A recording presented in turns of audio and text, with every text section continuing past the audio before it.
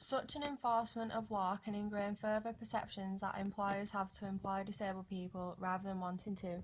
With such legislation in place, it assumes that people would automatically discriminate against someone on these grounds, an assumption which the social model is desperately trying to remove.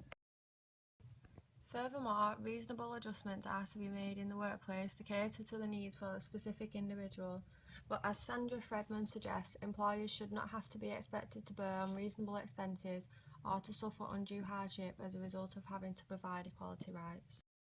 This shows how, through the law's formal character, it manages to mask the one-sidedness of its actual approach. Although ostensibly putting the law into place to protect the rights of disabled people appears to create equality, when uncovering the realities, we see that the law provides situations in which discrimination may be understandable. It can be argued that the law relating to the protection of disability rights operates under the guise of impartiality and equality, but in fact does the opposite. By distinguishing their rights from our rights, creates the idea that their rights are not equal and in ways more prominent. This influences society's perceptions, rendering the assumption that they need more help and support than us. To demonstrate this in practice, we will show you the effects such legislation has had on Tim's life. As a previous successful athlete, Tim previously engaged in regular outdoor activities with his friends. Now, under the impression that he can no longer participate like he used to, his friends no longer invite him. This social exclusion places Tim in a position where he feels at a disadvantage to society. We need a more social relational understanding of disability. It is clear that Tim will be unable to participate in some activities due to his impairments and not just the fact the flawed social model places the blame on society. This is mentioned by Carol Thomas, who explains the idea impairment does cause some restrictions of activity. It would, however, be incorrect to suggest all disabled people are totally unable to achieve similar aspirations to those of able-bodied and able-minded individuals. This includes things in relation to similar employment, personal goals and achievements, and everyday life activities.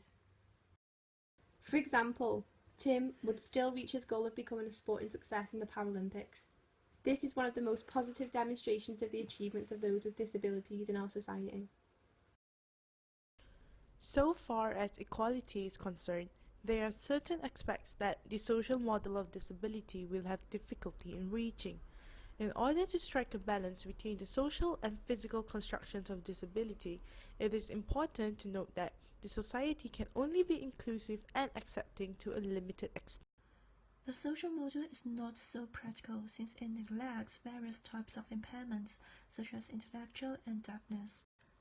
What needs to be stressed through legislation is that all kinds of impairments ought to be included into social activities, since disabilities should be seen as an infinitely various but universal feature of human beings.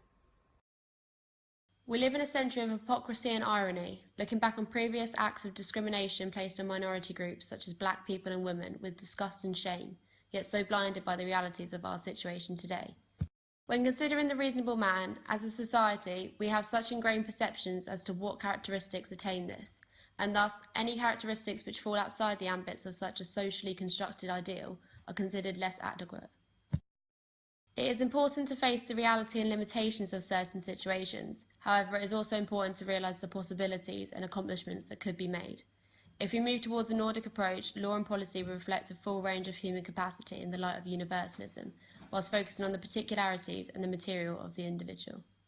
If this is achieved, maybe one day we will look back to the discrimination placed upon disabled people with the same shame and disgust of previous prejudice we feel today.